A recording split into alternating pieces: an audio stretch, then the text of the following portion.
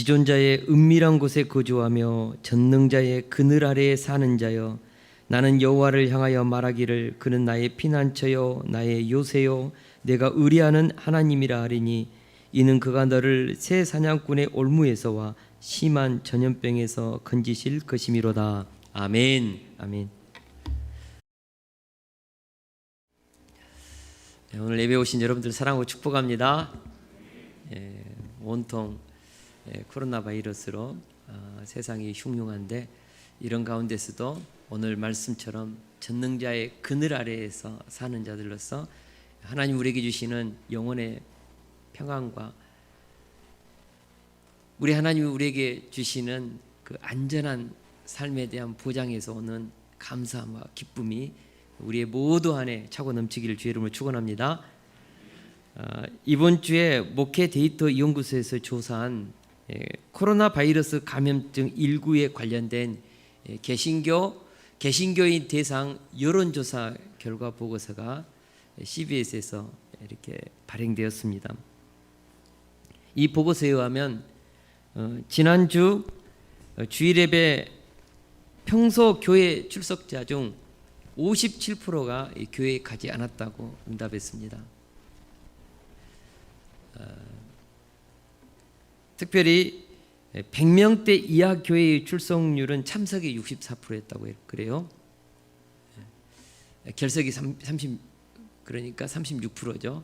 그리고 1000명대 이상의 교회는 참석이 32%, 그러니까 불참이 68%, 그러니까 약 1000명 출석이 된 교회라면은 거의 한 300명대 넘게, 약간 넘게 예배를 드렸다는 것입니다. 약 70%가 교회에 나오지 않았습니다. 그러면서 이 보고서에 의하면 교회 안 간 교인 중에 대체 예배를 드렸다, 이제 그것이 무슨 온라인로든 아니면 가족끼리 모여서 드렸던, 그렇게 대체 예배를 드렸다고 응답한 교인이 62%였고, 그냥 주일 교회 안 가니까 아예 예배 자체를 안 드렸다고 응답한 사람이 38%였습니다. 그러니까 약 10명 중에 4명 정도는 이번 코로나 바이러스로 교회 안 가고 예배도 안 드렸다는 것입니다. 그러면서 이 보고서를 작성한 목회 데이터 연구소는 코로나 이후 주일 성수의 개념이 바뀔 것이라는 조심스러운 의견을 내놓았습니다. 특별히 코로나19로 주일 예배에 참석하지 못한 성도님들 중에 거의 40%가 아예 예배 자체를 안 드렸다는 것에 대해서 상당한 우려를 표현했습니다. 한국교회는 지금까지 주일 성수는 순교의 각오로 지켜왔습니다. 심지어는 6.25 전쟁 중에서도 주일 예배는 중단되지 않았습니다.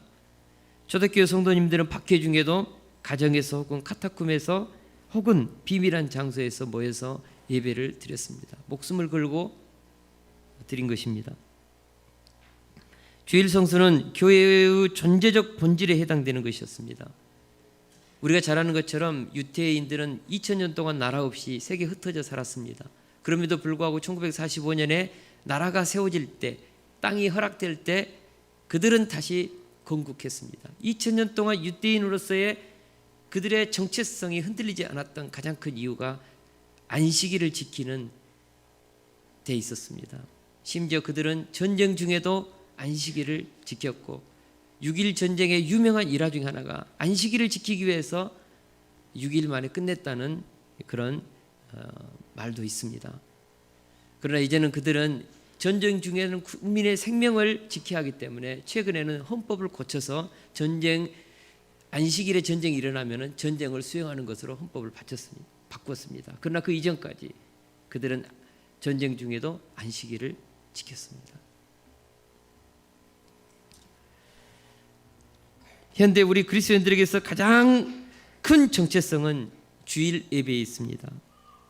이것은 그리스도의 몸으로서 교회를 세우는 주님의 명령입니다. 안식일을 기억하여 거룩히 지키라. 물론 우리는 코로나라는 바이러스로 인해서 교회보다 더 큰 사회 공동체의 일원으로서 민족 공동체를 유지하고 보호하는 일에 저는 참여해야 한다고 믿습니다. 저는 그것이 옳다고 생각합니다. 교회는 민족 공동체로서의 일원이기에 우리는 국민의 안전과 보호라는 정책에 대해서 협조하고 더불어서 성도들의 안전과 보호를 위해서라도 우리는 코로나19에 대해서 온라인 예배라든지 가정 예배 등 지혜로운 선택을 해야 한다고 그렇게 생각합니다. 그러나 이런 코로나19로 인해서 우리의 주일 성수의 신앙은 이 자체가 훼손되어서는 안 되는 것입니다. 제가 말씀드리고 싶은 것은 주일 성수는 그것이 어떤 형태라도 유지되어야 한다는 것입니다. 할렐루야. 예배당에 모일 수 없을지라도 주일은 지켜져야 합니다. 코로나19로 인해서 원수 마귀가 가장 원하는 것은 주일 성수를 상황에 따라 안 지켜도 된다는 생각을 넣는 것입니다. 성경은 말씀합니다. 마귀에게 틈을 주지 마라. 어떤 상황, 어떤 환경에서도 마귀에게 틈을 주어서는 안 된다는 것입니다. 작은 틈에서 신앙은 무너질 수 있습니다. 아주 작은 틈에서, 아주 작은 생각에서 무너질 수 있습니다. 조그만 인본주의적인 생각의 틈이 우리의 믿음을 무너뜨릴 수 있다는 것이죠. 그러므로 이럴 때일수록 깨어서 더욱더 주님을 바라보고 말씀을 붙잡고 기도하면서 정말 깨어서 하나님의 전신갑주를 입고 이럴 때일수록 우리의 경건의 습관, 하나님 앞에서 지금까지 가져왔던 우리의 경건의 습관이 무너지지 않기를 원합니다. 매일매일 말씀을 읽는 이 습관, 하나님 앞에서 매일매일 학가다하는 이 경건의 습관 뿐만 아니고 정말 주의를 어김없이 지켰던 이 경건의 습관, 찬양하는 습관, 아침에 일어나면 기도하고 저녁에 잠들 때 또 기도하는 이런 경건의 습관, 이런 습관들이 이 코로나 바이러스라는 이런 흉흉한 환경 속에서 우리의 이 아름다운 경건의 습관을 놓아버리는 일이 없기를 주의 이름으로 축원합니다. 의도적으로라도 이럴 때일수록 하나님 앞에서 우리의 경건의 습관을 의도적으로라도 더 세우고 의도적으로라도 이럴 때일수록 하나님 앞에서 믿음의 삶을 살고자 더욱더 결단하는 그런 일들이 있기를 원합니다. 다시 말해서 개인 신앙을 이럴 때일수록 더 견고히 세우는 우리 세숫교회 성도님이 되기를 주의 이름으로 축원합니다. 오늘 말씀은 하나님과 깊은 영적 교제가 세워진 믿음의 사람들에게 오는 하나님의 절대적인 보호와 구원에 대한 약속의 말씀입니다. 시편 91편 1절 말씀입니다. 지존자의 은밀한 곳에 거주하며 전능자의 그늘 아래에 사는 자여. 여기서 지존자의 은밀한 곳에 거주하는 자라는 이 말은 지극히 높으신 하나님의 임재의 초소인 지성소에 거주하는 자라는 뜻입니다. 지존자, 가장 높은 곳에 계신 하나님, 그 가장 높은 초월의 하나님, 초월자 되시는 하나님이 은밀히 거주하는 것은 바로 이 지상에서 특별히 그 시대에 하나님의 설계대로 만들어진 성전, 특별히 지성소를 지칭했고 때로는 성전 전체를 지칭합니다. 다시 말해서 지존자의 은밀한 곳에 거주하는 자라는 것은 구약시대로 말하면 레위인이라든지 제사장들이죠. 그들이 지존자의 은밀한 곳에 거주하는 자입니다. 그러나 오늘 이 시편 91편 1절에 이 지존자의 은밀한 곳에 거주하는 자라는 이 뜻은 제사장이나 레위인만을 뜻하는 것이 아니라 늘 하나님의 성소를 바라보면서 하나님의 임재 앞에서 살고자 하고 하나님의 말씀 앞에 가까이 가고자 하고 하나님과 친밀히 삶을 살고자 하는 모든 믿음의 사람들을 지칭합니다. 지존자의 은밀한 곳에 거주하려는 마음을 가지고 하나님께 가까이 나가려는 모든 성도들, 그들이 바로 누구인가? 지존자의 은밀한 곳에 거주하는 자들입니다. 하나님의 말씀을 듣고자 하고 하나님의 말씀에 순종하여 살고자 하고 하나님의 영광의 임재 앞에서 코람데오의 영성을 가지고 하나님과 동행하면서 살고자 하는 그런 자들, 그런 자들이 전부 다 지존자의 은밀한 곳에 거주하는 자들입니다. 저는 우리 모든 세속교회 성도님들이 지극히 높으신 하나님과 끊임없이 깊은 영적 교제를 하는 성령 충만한 그런 믿음의 사람들이 되기를 주의 이름으로 축원합니다.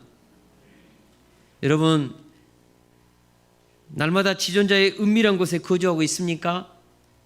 날마다 하나님의 임재 앞에 서서 살고자 합니까? 또한 하나님을 마음의 중심에 모시면서 묵상하고 그 말씀 안에 거하면서 순종하면서 하나님과 가까이 하는 그런 삶을 살고 있느냐는 것입니다. 만약에 그렇게 살고 있다면 그 사람은 바로 오늘 말씀인 지존자의 은밀한 곳에 거주하는 자입니다. 저는 우리 모든 세속교회 성도님들이 지존자의 은밀한 곳에 거주하는 신앙생활이 되기를 주님의 이름으로 축원합니다. 고린도전서 3장 16절 말씀입니다. 너희는 너희가 하나님의 성전인 것과 하나님의 성령이 너희 안에 계시는 것을 알지 못하느냐. 성령 하나님께서 우리 안에 계십니다. 어떻게 보면 지존자의 은밀한 곳이 우리의 마음입니다. 우리의 마음 깊은 지성소에 내주하시는 하나님과 깊은 영적 교제를 하고 계십니까? 그분을 인정하면서 내 마음을 그분께 드리고 있습니까? 마음을 다하고 뜻을 다하고 힘을 다해서 하나님을 사랑하고 하나님과 가까이 하면서 영적 교제를 하고 있습니까? 지존자의 은밀한 곳에 거주하는 자란 내 심령 안에 내주하시는 하나님과 날마다 깊은 영적인 교통을 하면서 날마다 그분의 음성을 듣는 사람을 뜻합니다. 예수님은 내 양은 내 음성을 듣는다고 했습니다. 내 안에 계시는 주님과 어떤 대화를 하고 계십니까? 세상이 던져주는 각종 소문과 소문들이, 뉴스와 각종 소식들이 여러분의 마음을 장악하고 생각을 장악하고 감정을 장악하고 있지는 않습니까? 만약 지존자의 은밀한 곳에 거주하는 자의 마음이 두려움과 염려와 불안으로 떨고 있다면 그 사람은 지존자의 은밀한 곳에 거주하고 있지 못하고 있다는 것이죠. 그는 내 안에 계신 주님과 교제하는 것이 아니라 세상과 지금 교제하고 있다는 것입니다. 만약 우리 세속교회 성도님들이 이런 흉흉한 세상에서 지존자와 은밀한 영적 교통을 통하여서 그렇게 믿음으로 친밀하게 하나님과 살고 있다면 그분의 마음은 평안이요 하나님 주시는 생명 안에서 누리는 저는 감사와 기쁨이 있다고 믿습니다. 왜냐하면 1절 하반절에서 이렇게 말씀하고 있기 때문입니다. 전능자의 그늘 아래 사는 자요. 여기서 그늘이란 위기시에 새끼를 날개 아래로 모아들이는 어미새의 날개 그늘의 비유에 대한 표현으로서 하나님의 보호하심을 상징합니다. 즉 전능자의 그늘이란 것은 전능하신 하나님의 절대적인 지배 혹은 보호막이 되는 권세를 말합니다. 이 말씀을 해석하면 지존자의 은밀한 곳에 거주하는 자는 전능자의 보호 아래 있다는 것입니다. 할렐루야. 다시 말하면 지존자가 계시는 성소를 바라보면서 늘 주님과 교통하는 사람은 전능하신 그분의 보호 아래서 있기 때문에 평안 속에서 안심하면서 산다는 것입니다. 여기서 우리가 눈여겨보아야 될 부분이 있습니다. 바로 상반절에 하나님의 이름이 지존자입니다. 지존자는 지극히 높으신 하나님입니다. 초월자 되신 하나님, 우리가 가까이 하기에는 너무나 먼 당신, 그래서 그분을 뵈면은 죽을 수밖에 없는 정말 영광의 하나님이죠. 이것이 바로 지존자입니다. 지존자. 지존자의 은밀한 곳에 거주하는 자요. 그렇게 얘기했지 않습니까? 근데 바로 하반절에서는 또 하나님의 이름을 바꾸었습니다. 뭐라고 바꿨습니까? 전능자로 바뀌었죠. 전능자. 다시 말하면 전능자의 그늘 아래서 사는 자요. 이것이 무엇을 의미합니까? 상반절에서 지존자는 초월의 하나님이십니다. 그 초월의 하나님은 전능하신 힘으로 우리의 삶 속에 내재하시고 우리와 임마누엘 하시는 하나님이시죠. 여러분, 하나님은 두 가지 속성이 있습니다. 저 멀리 초월해 계시고 시간과 공간과 우주 밖에까지도 계시는 하나님, 지극히 높으신 하나님. 그러나 그 하나님은 저 멀리 떨어져서 구경하시는 하나님이 아니라 우리의 삶 속에 오셔서 우리 속에 함께 하시는 임마누엘의 하나님, 전능자의 하나님, 전능자의 그늘 아래에서 우리를 보호하고 계시는 내지하시는 하나님이십니다. 할렐루야. 하나님은 지극히 높은 곳에만 계시지 않고 육신의 몸을 입고 이 땅에서 임마누엘 하셨습니다. 그리고 지금도 전능하신 그 하나님의 그늘 아래에서 십자가와 부활의 복음 아래에서 우리를 건지시고 구원하고 계시고 보호하고 계시다는 것입니다. 할렐루야. 제가 묻겠습니다. 여러분은 지존하신 하나님과 깊은 영적인 교제를 하면서 현재 내 삶 속에 임마누엘 하신 전능하신 하나님의 보호 아래에서 살고 있다는 그런 믿음의 확신이 있습니까? 오늘 시편 기자가 분명하게 그렇게 고백했습니다. 나는 지극히 높으신 하나님과 가까이 하면서 그분과 교제하면서 사는 자이기에 나는 전능하신 그분의 보호 아래에서 안전하게 살고 있습니다 라고 고백한 것입니다. 2절을 보겠습니다. 우리 2절을 같이 한번 읽겠습니다. 시작. 나는 여호와를 향하여 말하기를 그는 나의 피난처요 나의 요새요 내가 의뢰하는 하나님이라 하리니. 아멘. 지존하신 하나님과 교제하면서 전능자의 그늘 아래에서 사는 자는 이런 고백을 합니다. 나는 여호와를 향하여 말하기를 여호와는 나의 피난처요 여호와는 나의 요새이시요 여호와는 내가 의지하는 하나님이십니다. 하나님과 깊은 영적 교제를 하는 믿음의 사람들은 한결같이 오늘 이 시편 저자처럼 고백합니다. 하나님은 나의 구원자이십니다. 하나님은 나의 요새이십니다. 하나님은 나의 피난처이십니다. 내가 여호와를 의뢰할 때 하나님은 나의 삶을 지켜주십니다. 보호해 주십니다. 나의 모든 인생에 필요한 것들을 공급해 주십니다. 시편 기자는 2절에서 나는 여호와를 향하여 말하기를 여호와는 나의 피난처요 나의 요새요 내가 의뢰하는 하나님이라 하리니라고 고백하다가 3절에서는 이는 그가 너를 새 사냥꾼의 올무에서와 심한 전염병에서 건지실 것임이도 이로다라고 말하고 있습니다. 2절에서는 나의 하나님, 나의 하나님, 나의 피난처, 나의 요새, 내가 의뢰하는 하나님. 그러다가 갑자기 이는 surely, 확실히, 히브리어는 키, 왜냐하면 이렇게 번역했습니다. 왜냐하면 그가 이제는 뭐라고 했습니까? 너는 누구입니까? 지존자의 은밀한 곳에 거주하는 그리고 전능자의 그 그늘 아래에서 사는 자죠. 그러는 너희들이죠. 복수입니다. 너는 단수가 아니고 너희들입니다. 다시 말하면 보편적인 하나님의 말씀을 나의 하나님으로 적용하면서 뿐만 아니고 하나님 지존자의 은밀한 곳에 거주하는 너희들도 새 사냥꾼의 올무, 사탄의 괴계와 원수들의 그 음흉한 모든 흉계로부터 뿐만 아니고 심한 전염병에서부터 너희를 건지실 것이다. 누가요? 나의 하나님은 너희들도 그렇게 건지실 것이다. 그런 뜻입니다.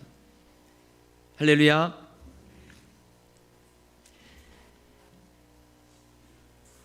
오늘 이 말씀을 우리가 잘 기억해야 합니다. 하나님의 말씀은 나에게도 적용되고 우리에게도 적용됩니다. 오늘 이 말씀은 시편 이 91편 이 저자에게만 적용되는 것이 아니고 그 시대를 살아가는 너희들에게만 적용되는 것이 아니고 2020년을 살아가는 그리고 코로나 바이러스로 흉흉한 이 세상에 살아가는 오늘 우리들에게도 적용되는 말씀임을 저는 믿습니다. 특별히 여기서 우리가 주목해야 할 부분이 심한 전염병에서 건지실 것이미로다라는 말씀입니다. 아무리 강력한 전염성 바이러스가 창궐해도 여호와를 경외하고 하나님을 온전히 의뢰하는 자들을 무너뜨릴 수 없다는 것이죠. 저는 이것을 믿습니다. 출애굽기 15장 26절에서 하나님은 이스라엘 백성들에게 이렇게 약속하셨습니다. 너희는 너희 하나님 나 여호와의 말을 들어 순종하고 내가 보기에 의를 행하며 내 계명에 귀를 기울이며 내 모든 규례를 지키면 내가 애굽 사람에게 내린 모든 질병 중 하나도 너희에게 내리지 아니하리니 나는 너희를 치료하는 여호와임이라. 할렐루야. 이 말씀은 지존자의 은밀한 곳에 거주하는 자는 누구든지 전능자의 보호하심 속에서 살게 된다는 또 다른 약속입니다. 하나님은 오늘날도 동일하게 살아계셔서 성경에 기록된 약속의 말씀을 성취하고 계십니다. 뿐만 아니고 아브라함의 하나님이, 아브라함과 언약을 맺었던 그 하나님이 오늘 우리와 언약을 맺으신 하나님이십니다. 할렐루야. 모세와 언약을 맺으신 하나님은 오늘 우리와 언약을 맺으신 하나님이고, 시편 91편 저자와 함께 하신 그 하나님은 오늘 우리와도 함께 하시는 그 하나님입니다. 엘리야의 하나님이 오늘 나의 하나님이십니다.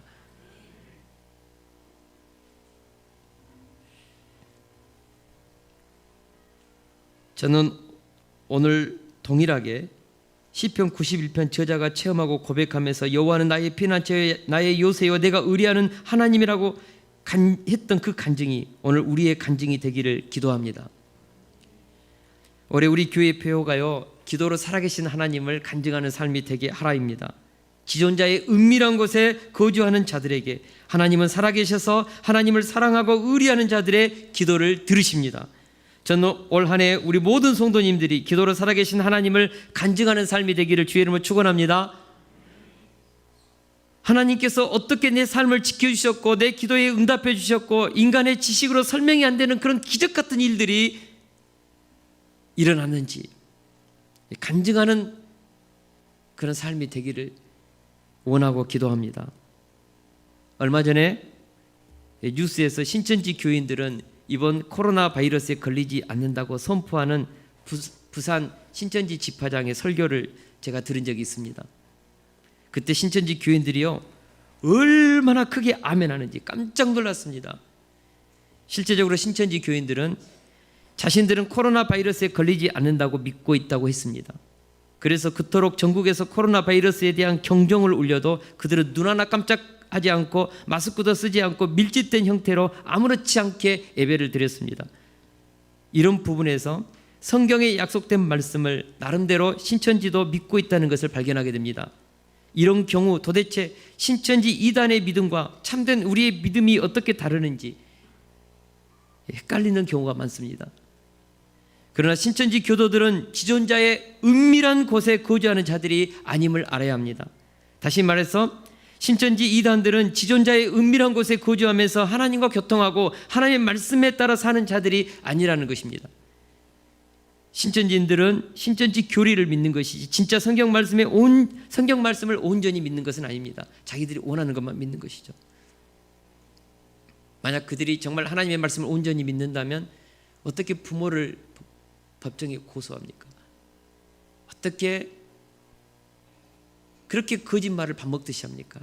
성경은 분명히 내 이웃에 대하여 거짓 증거하지 말라고 했습니다. 그러나 그들은 생명을 구한다는 핑계로 거짓말을 밥 먹듯이 하고 위장전술을 씁니다. 스파이처럼, 진짜 스파이처럼.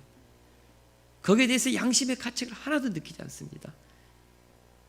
성경은 내 부모를 공경하라고 했습니다. 그들은 너무나 많은 부분에서 성경을 자의적으로 해석합니다. 비유적으로 해석합니다. 원하는 것은 짜맞춰서 믿고 그들의 교리와 전혀 맞지 않는 다른 성경의 말씀은 과감하게 버리는 것이죠. 요한계시록에서 말하는 하나님의 말씀을 더하고 빼는 자들, 그들은 지존자의 은밀한 곳에 거주하는 자들이 아닌 것이죠.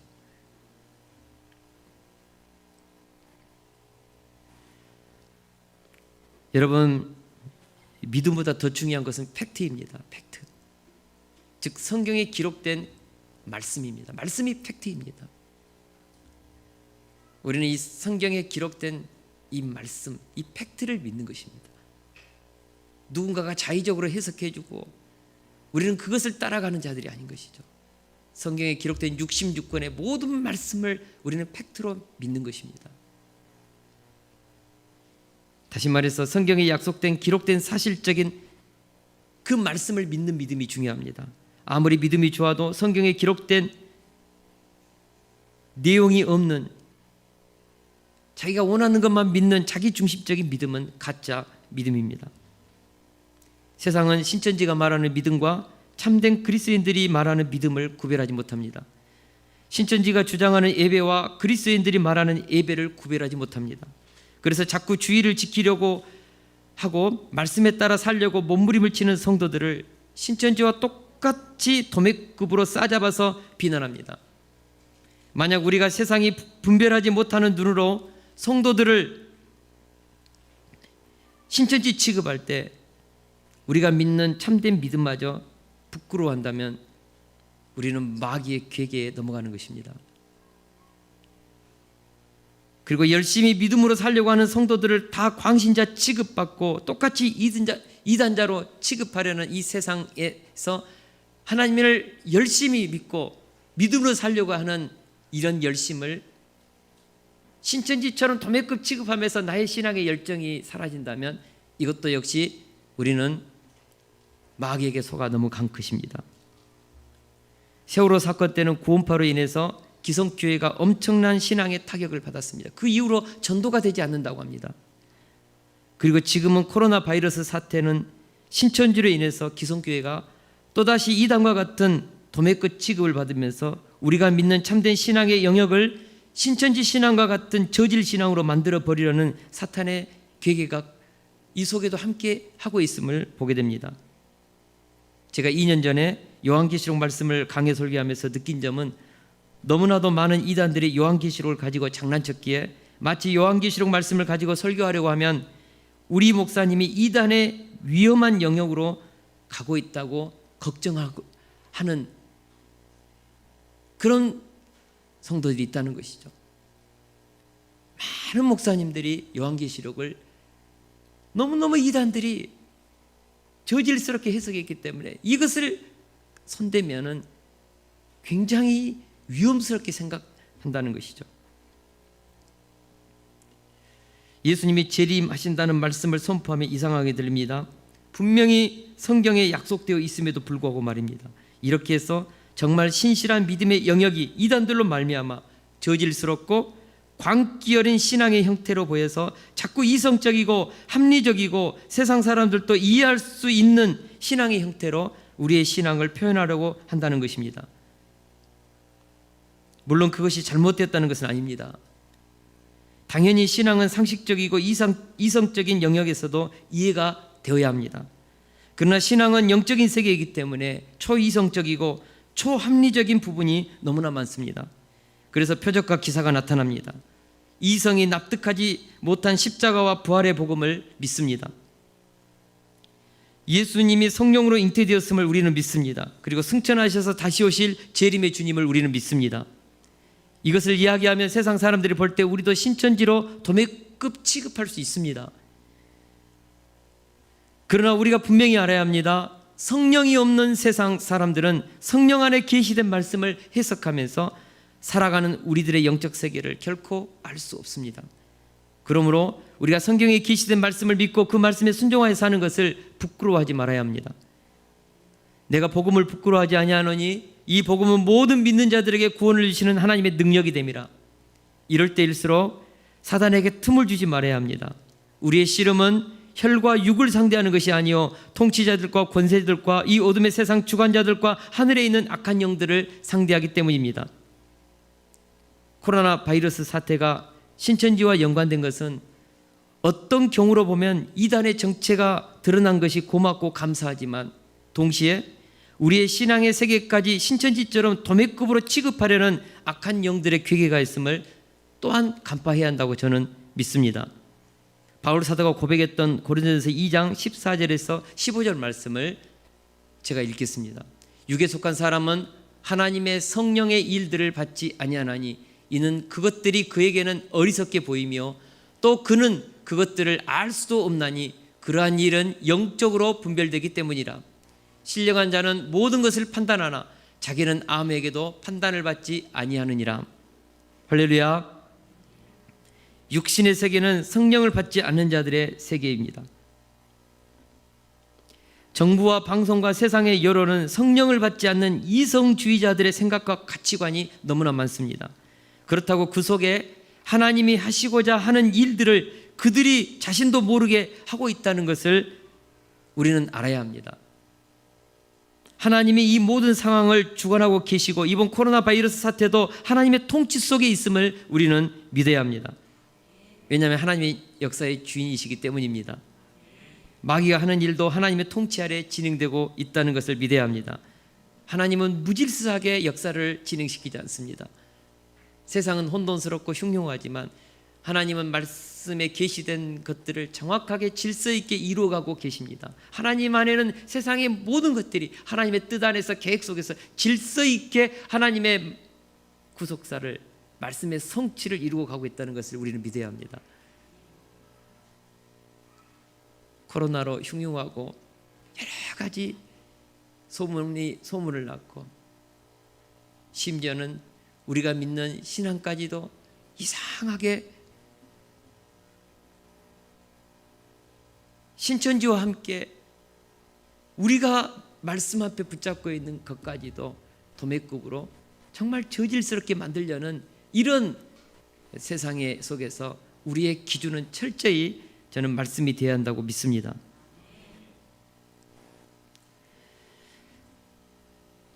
제가 묻겠습니다. 정말 지존자의 은밀한 곳에 거주하며 전능자의 그늘 아래 사는 자는 심한 전염병에서 건지실 것이라는 이 말씀을 믿습니까? 만일 제가 우리 세속교회 성도님들이 이번 코로나 바이러스가 창궐해도 한 사람도 바이러스에 걸리지 않고 건강하게 신앙생활 하도록 기도했다면 그것이 광신적인 기도입니까? 만약 어떤 교회가 이런 바이러스가 창궐한 상황에서도 안전수칙을 지키면서 끝까지 주일 예배를 모여서 드린다면 신천지와 똑같습니까? 이것이 비성경적인 신앙의 모습일까요? 코로나 바이러스 사태가 우리에게 준 충격은 단순한 주일 예배 중단이라는 사태가 아니라 우리의 신앙에 대한 절대적인 기준에 대한 모호성입니다. 세상 사람들에게 선한 행실로 하나님께 영광 돌려야 합니다. 그러나 어디까지가 선한 행실이고 어디까지가 하나님을 기쁘시게 하는 영적 행실인지를 우리는 구별할 수 있는 기준을 가져야 합니다. 그것은 성경 말씀 안에 답이 있습니다. 요한일서 4장 4절에 보면 너희 안에 계신 이가 세상에 있는 자보다 크심이다고 했습니다. 우리 안에 거하시는 하나님이 세상보다 크십니다. 우리 안에 있는 영적 가치 기준이 합리적인 세상 기준을 뛰어넘습니다. 우리 안에 계신 이의 권세가 세상을 통치하는 권세보다 크다는 것입니다. 우리는 세상을 이기는 자로 살 수 있는 힘과 지혜와 능력을 가졌습니다.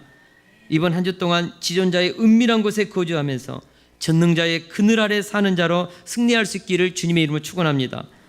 세상 사람들에게도 선한 행실을 보여주면서 동시에 하나님께도 우리의 영적 우선순위가 어긋나지 않기를 기도합니다. 오늘 시편 91편 9절에서 11절 말씀을 읽고 말씀을 맺겠습니다.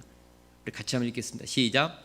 내가 말하기를 여호와는 나의 피난처시라 하고 지존자를 너의 거처로 삼았으므로 화가 내게 미치지 못하며 재앙이 내 장막에 가까이 오지 못하리니 그가 너를 위하여 그의 천사들을 명령하사 내 모든 길에서 너를 지키시게 하심이라. 할렐루야. 저는 이 말씀을 믿습니다. 지존자를 나의 거처로 삼고 전능하신 하나님을 의뢰하는 자들의 삶 가운데 어떤 화도 미치지 못하며 어떤 재앙도 그들의 삶의 영역으로 침범해 들어오지 못할 것이며 주의 천사들을 보내사 여호와를 의뢰하는 자들의 모든 인생길을 지켜주시라고 저는 믿습니다. 이 믿음을 가지고 코로나 바이러스로 불안과 두려움에 가득한 세상의 공기를 이기고 평안함과 감사 속에서 기쁨의 신앙생활이 되시기를 주의 이름으로 축원합니다. 무엇보다 이럴 때일수록 나라와 민족을 위해 기도하며 코로나로 고통하는 모든 영혼들을 위해서 치유와 회복을 위해 주님께 간구하는 중보자의 사명도 잘 감당할 수 있기를 기도합니다. 뿐만 아니라 이런 속에서도 내 믿음의 중심을 지키기 위해서 몸부림치는 그런 교회의 우리와 다른 교회의 결정들에 대해서도 저는 우리가 정말 존중해주고 그분들이 했던 것이 무엇이든 하나님 안에서 말씀 앞에 살고자 하는 그 몸부림을 저는 우리 모두가 함께 인정하면서 그리스도의 몸으로서 이 공동체를 함께 세워가기를 주의 이름으로 축원합니다. 세상에서 사람들이 이성적으로 판단하는 그 댓글이 우리의 마음을 흔들지 않기를 원합니다. 저는 이번 주 토요일까지 고심하면서 영락교회 등록 교회만 4만 명입니다. 마지막까지 고심하면서 주일 예배를 지킬 것이라고 하면서도 마지막 토요일에 결정하면서 온라인 예배로 그렇게 돌이켰던, 저는 그분들의 이 주일 예배에 대한 정체성에 대한 눈물겨운 고민에 대해서 지지를 보냅니다. 뿐만 아니고 앞으로 우리 교회도 앞주에는 어떻게 예배를 드릴지 모르겠습니다. 그러나 그것이 우리가 붙잡고 있는 이 말씀의 절대 기준에 대해서, 이것이 정말 와해되는 어떤 예배에 대한 절대 기준에 대한 생각을 무너뜨리는 틈이 되지 않기를 주의 이름으로 축원합니다. 그것이 어떤 형태이든 우리는 주일 성수라는 이 절대적 하나님의 말씀의 이 기준을 이런 상황 속에서도 어떤 형태로든지 이 절대 기준에 대한 모호성이 우리 속에 정말 틈타서 들어오지 않기를 주의 이름으로 축원합니다. 제가 기도드리겠습니다.